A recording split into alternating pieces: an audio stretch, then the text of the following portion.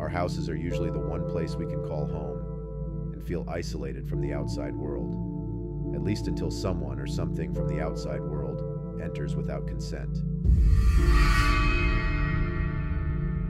I've taken 3 very long, supposedly true horror stories that I've either found on the internet or were shared to me, and condensed the stories to fit a nicer length.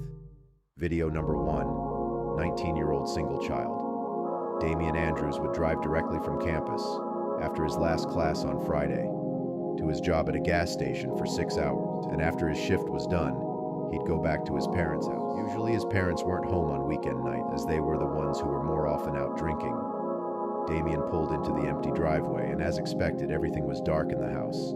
He needed to put his bike that was still in his trunk back into the shed in the backyard, so he removed the bike from the trunk of his truck and rode it down the pavement past the fence into the shed. When he shut the shed door, he noticed the bathroom light upstairs in the house was on. Now he didn't remember noticing the bathroom light being on when he passed the side of the house, so he assumed that maybe one of his parents stayed home for the night.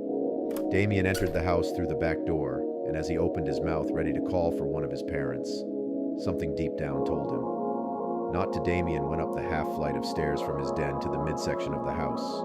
He looked up the short stairway to the upstairs and saw a light creeping into the hallway through the closed bathroom door. So somebody was in there. He went upstairs calling out Mom and Dad. There were no responses, but he was in very close range of the bathroom now, which made it odd. He approached the bathroom door again, calling out Mom and Dad. No response. Damian figured maybe his mom was in the bathtub with earbuds in or something. The door was locked, so one of them had to be in there when the phone rang. He went downstairs to answer it to find out it was his dad calling, checking in to make sure Damian made it home. Okay?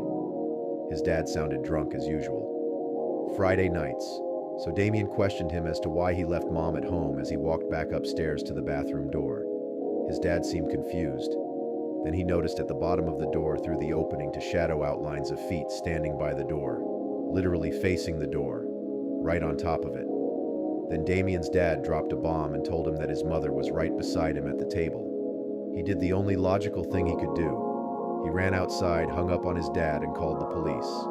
When Damian looked up to the bathroom window, he saw the light turn off. 10 minutes of hiding in the bushes.